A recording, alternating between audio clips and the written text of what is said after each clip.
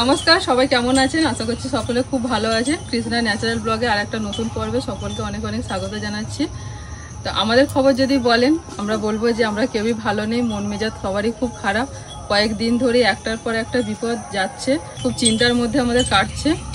আর কি হয়েছে না হয়েছে সব কিছু আপনাদেরকে বলবো। এখন এসেছি রান্নাবান্না করতে। তো এই সব ঝামেলার মধ্যে কয়েকদিন রান্নাবান্না বন্ধ ছিল। আগে কয়েকটা রান্না করা ছিল, সেগুলি আপনাদের সঙ্গে শেয়ার করছি। আর এর আগে যে ব্লগটা দেখেছেন যে আমরা পলিদের ওখানেতে এক মন্দিরেতে মানে কালী মন্দিরে জল ঢালতে গিয়েছিলাম, সেই শ্যুটটাও কিন্তু কয়েকদিন আগেই করা ছিল। তো সেই ভিডিওটাই আপনাদেরকে দিয়েছি। তার মাঝখানেতে 5-6 দিন আমাদের কোনো ব্লগ শ্যুট আমরা করতে পারিনি, মানে বেশ কয়েকটা বিপদের সম্মুখীন পরপর আমাদের হতে হয়েছে। যাই হোক, সেইগুলো থেকে এখন আমরা কাটিয়ে উঠতে পেরেছি। এখন সবাই ভালো আছে, সুস্থ আছে।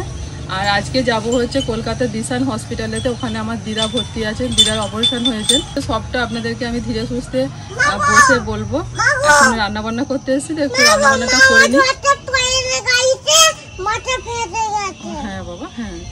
আর বুবলু আমাকে বলছে যে কি হয়েছে, ও জানে কি হয়েছে, এটাই বলছে আমাকে।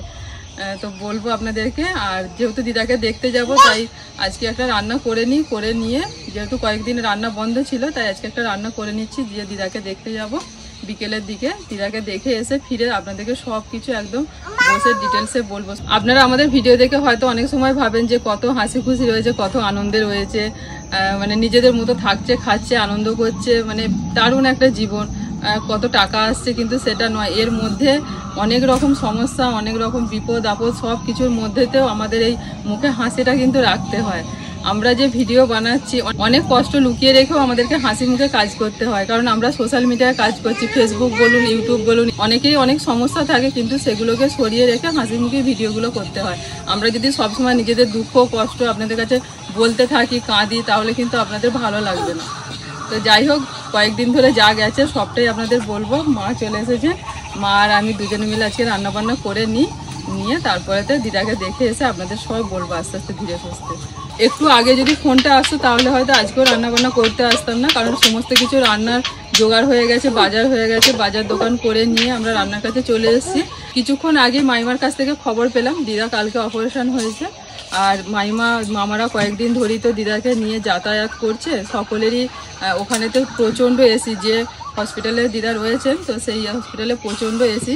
তো এসির মধ্যে থাকা তো অভ্যাস নেই, সেই কারণে মাইমাদেরও একটু শরীর খারাপ করে গেছে, জ্বর সর্দি মতো সব হয়েছে। ওয়েদারতে মানে একবার বাইরে বেরোচ্ছে, একবার ভিতরে যাচ্ছে, ঠান্ডা গরম করতে করতে শরীর খারাপ করে গেছে। তো মাইমার কাছ থেকে খবর পেলাম যে আজকে দিদার কাছে যাওয়ার মতো কেউ নেই। তো আমি এমনি ভাবছিলাম যে যাব দিদাকে দেখতে, তবে আজকে নয়, হয়তো কাল বা পরশু 2-1 দিন পরে যেতাম, একটু সমস্যাগুলো মিটিয়ে নিয়ে যেতাম। মাইমা বলে যে আজকে যদি যাস তাহলে যা দিদার কাছে। আমি ঠিক আছে তাই যাব।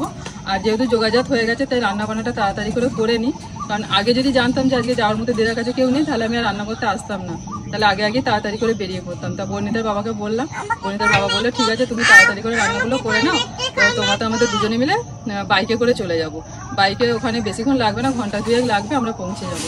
হ্যাঁ ঠিক আছে, বলছে তুমি 2টোর মধ্যে কমপ্লিট করতে পারবে? তো আমি হ্যাঁ 2টোর মধ্যে আমার রান্নাবান্না কমপ্লিট হয়ে যাবে। আচ্ছা ঠিক আছে, তাহলে তারপর যাবো। ওয়েদার তো মোটামুটি ভালোই আছে, কিছু মনে করবে না। মাঝখানে কি হয়েছে না হয়েছে সবটা আপনাদেরকে বলতে গেলে একটু সময় লাগবে, কারণ একটুখানি সময় নিয়ে এটা বলা যাবে না। তো অনেকটা সময় লাগবে সবটা আপনাদেরকে বুঝিয়ে বলতে। তো তার জন্য আমি ধীরে সুস্থে বসে আপনাদেরকে সবকিছু বলবো। এখন রান্নাবান্নাটা শেষ করি। বুবলু এসো। তুমি কি করছো? গার্ডার নিয়েছো? এখানে বসে খেলা করবে? আচ্ছা ঠিক আছে, তুমি তাহলে বসো, আমি মাছ কেটে নিই। হ্যাঁ এই তো মাছ। তুমি মাছ খাবে? আচ্ছা, তোমার তো বাড়িতে মাছের ঝোল করে রেখে এসেছি, তুমি ঝোল দিয়ে ভাত খাবে, কই মাছের ঝোল। আর এই মাছগুলো এখানে রান্না হবে, এগুলো তোমার জন্য একটা ভাজা রেখে দেবো, তুমি খাবে। হ্যাঁ, রান্না শেষ হয়ে আমাদের এখন খাওয়া দাওয়া চলছে। মা আর আমি দুজনে খেতে বসেছি। আর রান্না করতে করতেই মাঝখানে আকাশে প্রচন্ড কালো মেঘে ঢেকে গিয়েছিল, আর ঝড়ও উঠে গিয়েছিল। আবার আস্তে আস্তে আকাশটা পরিষ্কার হয়ে গেছে, রোদ বেরিয়ে গেছে। আমি তো ভাবছিলাম যে বাইকে করে যাব, কিভাবে যাব, যাক রোদ বেরিয়ে গেছে, আকাশটা পরিষ্কার হয়ে গেছে, এবার একটু মনটা ভালো লাগছে। আর চিন্তায় পড়ে গিয়েছিলাম যে অতটা রাস্তা যাব না, আকাশে আর কিছু হবে না, তোরাই চলে যেতে পারবি, আকাশ পরিষ্কার হয়ে গেছে। পরিষ্কার আকাশ থাকলেই ভালো। তাই ওই দিকটা একটু কালো কালো মেঘ দেখা যাচ্ছে, দেখুন ও কিছু হবে না। যাই গিয়ে তাড়াতাড়ি করে খেয়ে বেরিয়ে পড়বে। খাওয়া হয়ে যাবে। রান্নাবান্না কমপ্লিট করে জাস্ট এবার বেরোতে যাব, প্রচণ্ড পরিমাণে বৃষ্টি এসে গেল। তবে সেই বৃষ্টি কিন্তু অনেকক্ষণ স্থায়ী হয়নি, কিন্তু আমাদের তো সেই সময়ের মধ্যে বেরোতেই হবে, না হলে আবার ওখানে 5টার মধ্যে পৌঁছাতে হবে। 5টা থেকে 6টা মাত্র এইটুকুই টাইম। তো সেই জন্য বাধ্য হয়ে আমরা আবার গাড়ি নিয়েই বেরিয়ে পড়লাম, না হলে আজকে হয়তো আমাদের পৌঁছানোই হবে না। আসলে আমরা গাড়ি নিয়ে যেতে চাইছিলাম না এই জন্যই যে কলকাতার রাস্তা প্রচণ্ড তো জ্যাম হয়, তো গিয়ে যদি জ্যামেতেই আটকে যাব তাহলে আর ঠিক সময় পৌঁছাতে পারবো না। কিন্তু শেষ পর্যন্ত আমরা গাড়ি নিয়েই বেরোতে বাধ্য হলাম। আর যেমন টুকটাক জ্যাম থাকে, তবে মোটামুটি সময়ের মধ্যেই পৌঁছালাম। ঝাঁ চকচকে হসপিটাল, সেখানে 4 তলায় দিদা ভর্তি আছেন। তো আমরা একে একে 3 জনে দেখতে গেলাম দিদাকে। তারপরে আমরা বেরিয়ে পড়লাম বাড়ির উদ্দেশ্যে। যখন আমরা বেরোচ্ছি তখন প্রায় সন্ধে হয়ে এসেছে, আর তারপর থেকেই কিন্তু জ্যামটা শুরু হলো। তারপর বিভিন্ন সিগনালে অনেকক্ষণ ধরে দাঁড়ানো, আর সচরাচর কলকাতার রাস্তায় তো গাড়ি চালানো আমার অতটা অভ্যাস নেই, তবে যেটুকু গাড়ি চালানোর অভিজ্ঞতা আছে সেইটুকু দিয়েই ধীরে সুস্থে, খুব একটা তাড়াহুড়ো করিনি, ফ্যামিলি নিয়ে ধীরে সুস্থে আমি বাড়ির দিকে রওনা হলাম। ফেরার পথে মোটামুটি সন্ধে হয়েই এসছে, তবে যতটা জ্যাম ভেবেছিলাম সল্টলেকের রাস্তাগুলো ততটা জ্যাম ছিল না। মা ফ্লাইওভারটা ধরে নিয়েছিলাম, যার জন্য অনেকটা সুন্দরভাবেই চলে এসেছি। যে রাস্তা দিয়ে আমরা ফিরছিলাম বাঁদিকে দেখতে পেলাম যে সায়েন্স সিটি, যাওয়ার সময় অতটা খেয়াল করিনি। এই রাস্তা দিয়ে যাওয়ার সময় গেছি, তখন মানে তাড়াহুড়োর মধ্যে অতটা খেয়াল করিনি। এখন লাইট টাইট জ্বলছে, বাঁদিকে তাকালাম, দেখতে পেলাম। তো সায়েন্স সিটিতে অনেক বছর আসা হয়নি, তো দেখা যাক যদি সময় সুযোগ হয় এবছর শীতকালে বর্ণিতাকে বুবলুকে নিয়ে আসবো। আর এখান থেকেই মা ফ্লাইওভারটা শুরু হলো। কলকাতাতে এই মা ফ্লাইওভারটা কিন্তু খুবই রাস্তাকে শর্ট করে দেয়। এই ফ্লাইওভারটার জন্য আমরা খুব তাড়াতাড়ি দ্বিতীয় হুগলি সেতুর কাছাকাছি আমরা পৌঁছে গিয়েছিলাম।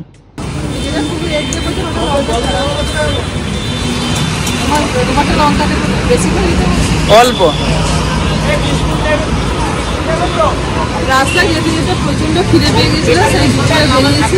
ভাইয়েরও খিদে পেয়ে গেছে, ভাই সাথে আছে, সেজন্য এই দোকানটা দেখতে পেলাম, দাঁড়ালাম, দাঁড়িয়ে যে রোল নিচ্ছে। এখানে শুধু রোলই পাওয়া যায়।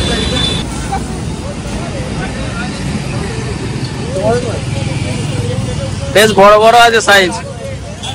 বাড়িতেও পরিবেশন করি, এখানেও পরিবেশন করছি। একই স্বর্গে গেলেও ধান মানে, বুঝলি, হাইওয়ে জংশন।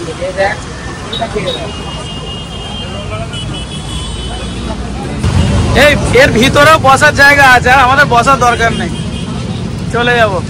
ওখান থেকে বাড়ি থেকে দুবার ফোন এসে গেছে,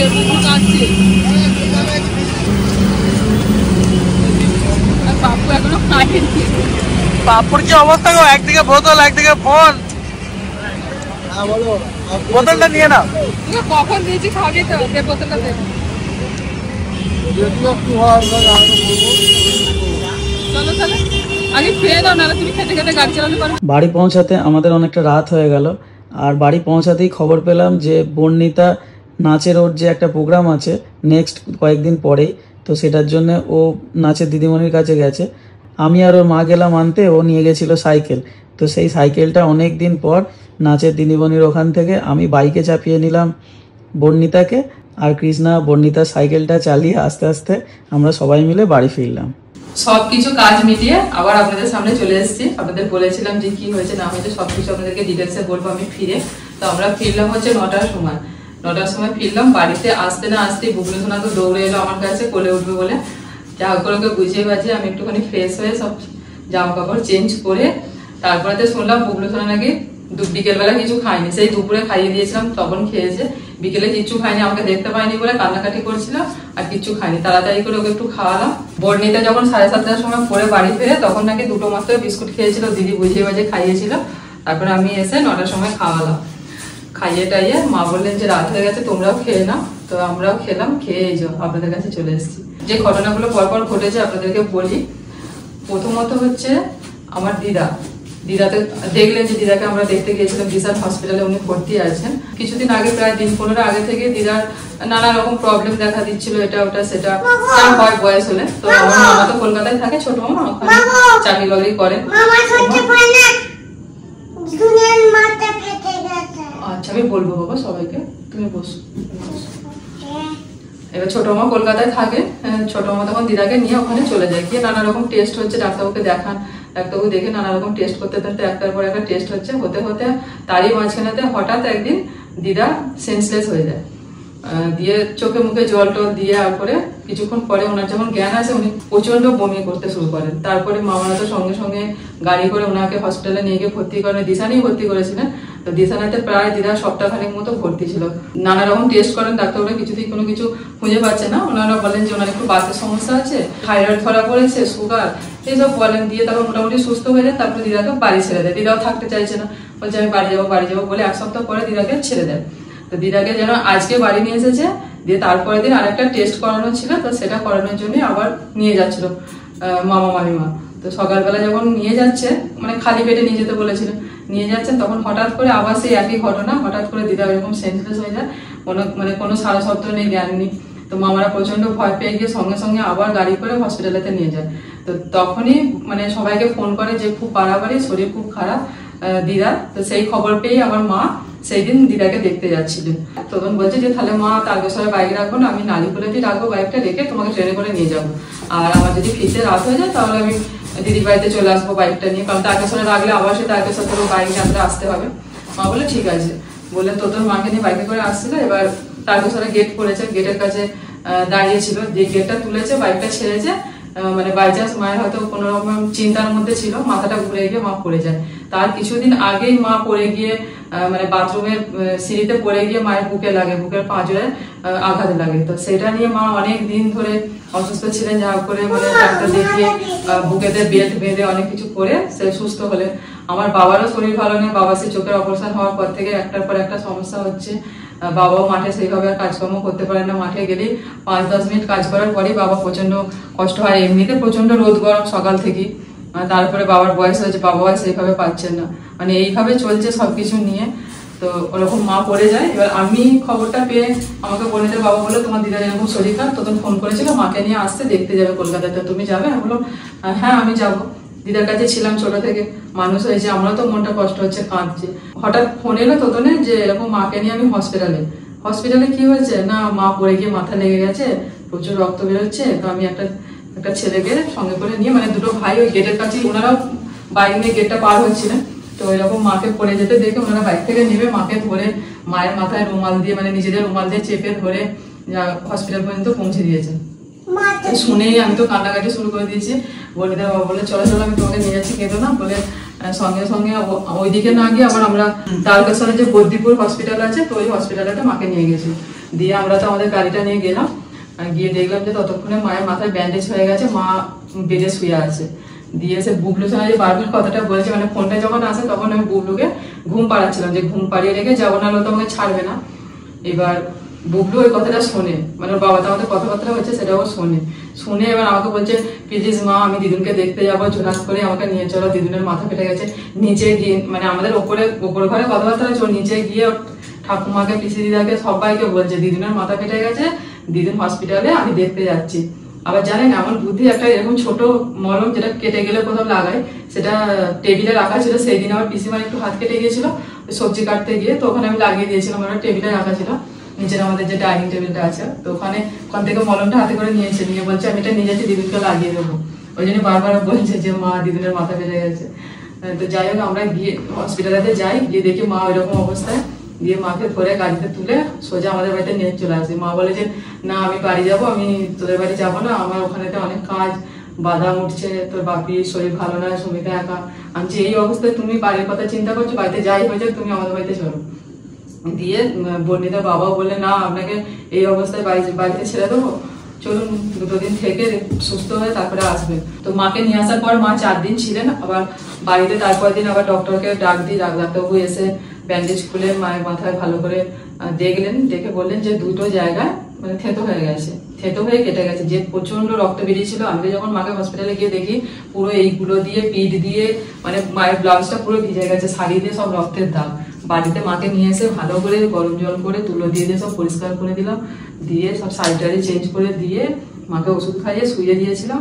তো তারপর দিন আবার ডাক্তারবাবুকে ডেকেছিলাম, ডাক্তারবাবু এসে সব ভালো করে ড্রেসিং টেসিং করে দিয়ে ওষুধ টষুধ লিখে দেয়, বনিদের বাবা ওষুধ খেয়ে নিতে দেয়। দিয়ে কয়েকটা দিন মা থেকে 4 দিন মা ছিলেন, থেকে যাক মা এখন আগের থেকে অনেকটাই সুস্থ, কিন্তু মাথাতে ব্যথাটা রয়েছে, মাথার চারপাশে হালকা একটুখানি ব্লাড জমে আছে। তো ডাক্তারবাবু বলেছেন যে চারপাশেতে প্রতিদিন 2-3 বার করে ওই বরফ দিতে, তারপরে তো কাটা জায়গাটা ক্রিম ট্রিম দিয়েছে লাগানোর জন্য।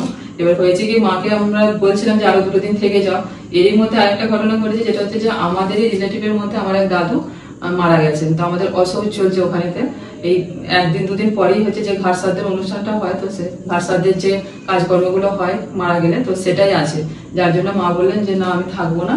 তো রমাও এসেছিল খবর পেয়ে, রমা এসেছিল, রমা মায়ের সাথে বাড়িতে গেল। রমাকে বললাম যে তুই কটা দিন থেকে যাবি মায়ের কাছে, মা যেন বাড়িতে গিয়ে মানে একটু দেখাশোনা করবি। তো ওই কারণে মা বাড়ি চলে গেলেন। রমা এখন মায়ের কাছেই আছে, পলিও এসেছিল দেখতে। তো এইসব ঝামেলার মধ্যে আমরা কোনো ভিডিও করিনি, মন মেজাজ ভালো ছিল না। আর দিদা তো ওই হসপিটালে ভর্তি আছে, মাকে নিয়ে কয়েকদিন এই বাড়িতে ব্যস্ত হয়ে পড়েছিলাম। মা বাড়ি গেছেন। এবার কালকে দিদার অপারেশনটাও হয়েছে, তো অপারেশনের দিনে আমি গিয়ে পৌঁছাতে পারিনি, সেই জন্য আজকে গিয়েছিলাম দিদাকে দেখতে। তো ওখানে তো দেখলেন হসপিটালেতে কোনো রকম ফোন অ্যালাউ নেই, মানে পেশেন্টের কাছে কোনো ফোন নিয়ে যাওয়া যাবে না। আর আমি আর ভাই প্রথমে চলে গিয়েছিলাম, আমরা দুজনে, তারপরে বর্ণিতার বাবাও তারপরে গেল। তাও আমি যখন গেছি ভাই তো আমাদের দেখলেন যে দুজনে গেলাম, যাওয়ার পরও আমাদেরকে লিফটের মুখেতে আটকে দিল, বললো যে একজন যাওয়া যাবে, একজন করে, দুজন একসাথে যাওয়া যাবে না। তো ভাই বললো দিদি তুমি আগে যাও। তা আমি প্রথম গেলাম, দিদা 4 তলার উপরে আছেন, আইসিইউতে আছেন।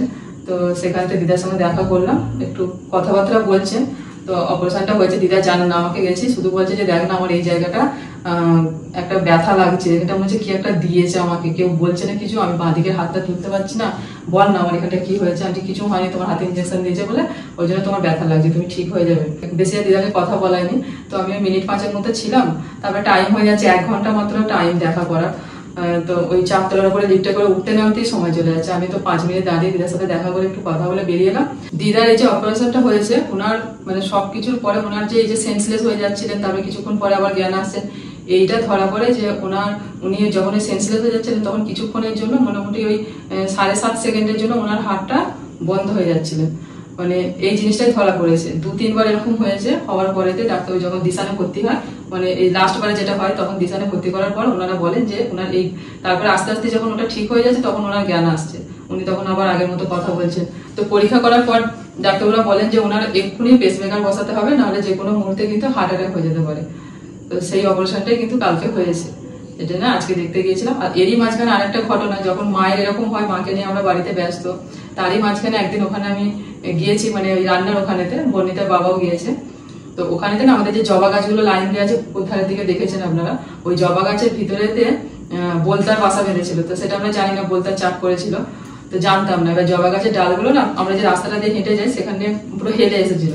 তো পিসিমা বলছে যে জবা গাছের ডালগুলো একটু কেটে দিতে পারিস নি, বড্ড এখান থেকে যাচ্ছি গায়ে লাগছে। এবার কথাটা বলার পর বনিতা বাবু ভাবলো যে হ্যাঁ তাই তো, বলে সঙ্গে সঙ্গে ও 1-2 ডাল কাটতে গেছে। যেই একটা ডাল কেটেছে, মানে একদম একসাথে 6টা বলতা এসে ওকে ধরে গেছে, মানে একসাথে 6টা বলতা কামড়েছে। এবার ভাবুন কি অবস্থায়, গালে একটা, কাঁধে একটা, এই হাতের এইরকম জায়গায়, বুকের কাছে একটা, মানে পায়ে একটা, এরকম ভাবে ধরে গেছে। মানে ও তো যাহা করে মানে ছাড়িয়ে, এবার মানে সেকেন্ডের মধ্যে, আমি একটু ওই দিকটা কিছু একটা করছিলাম, বুগলুও ছিল আমার সাথে, সেকেন্ডের মধ্যে এরকম ঘটনাটা ঘটে গেছে। তো সঙ্গে সঙ্গে ওর পুরো মাথা ঘুরতে শুরু করে, একদম পুরো গা হাতে মানে যন্ত্রণা হচ্ছে। এবার আমি দিয়ে ও তো বললাম আমি বাড়ি যাচ্ছি বলে সঙ্গে সঙ্গে ওকে নিয়ে বাড়ি চলে এলাম।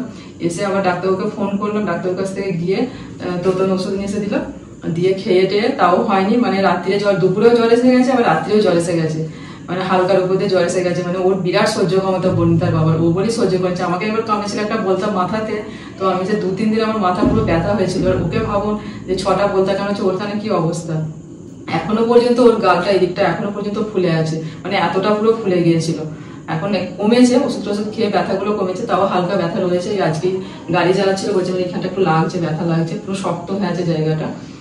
তো এই অবস্থা, মানে এই একটার পর একটা আমাদের এরকম ঘটনা ঘটছে, যার জন্য কয়েকদিন ধরে আমরা খুবই চিন্তার মধ্যে ছিলাম। কয়েকটা রান্না আগে করা ছিল, সেই সব রান্নাগুলি আপনাদের সঙ্গে শেয়ার করছিলাম। মাঝখানে 3-4 দিন কোনো রান্না বান্না কিচ্ছু হয়নি, কোনো ব্লগও শুট করিনি, কোনো রান্নাও হয়নি।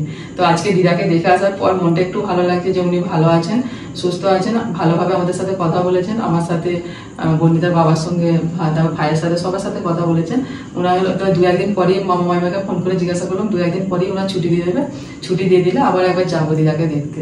আসলে এত বছর ধরে আপনারা তো আমাদের দেখে আসছেন হাসি খুশি একটা পরিবার, তো মাঝখানেতে এরকম ঘটনা ঘটে। তো এটা পর একদম কয়েকটা ঘটনা একদম পর, তো তো যার জন্য অনেকটা গ্যাপ হয়ে যাচ্ছিল। আপনারা তো ভাবেন কি ব্যাপার, কৃষ্ণা কোনো ব্লগ দিচ্ছে না কেন, কি হয়েছে, আপনারা খোঁজ নেন। সেই জন্যই আপনাদেরকে সমস্ত ঘটনাটা আজকে একটু ডিটেলসে বললাম যে এই ঘটনাগুলো ঘটেছিল। হ্যাঁ, তার মাঝখানে আরেকটা কথা আপনাদের বলা হয়নি, হঠাৎ করে শাশুড়ি মায়ের হঠাৎ করে অ্যালার্জি ধরা পড়েছে। ওনারও সেই মানে হাত টাত পুরো অ্যালার্জিতে হঠাৎ করে ফুলে যায় একদিনের মধ্যে।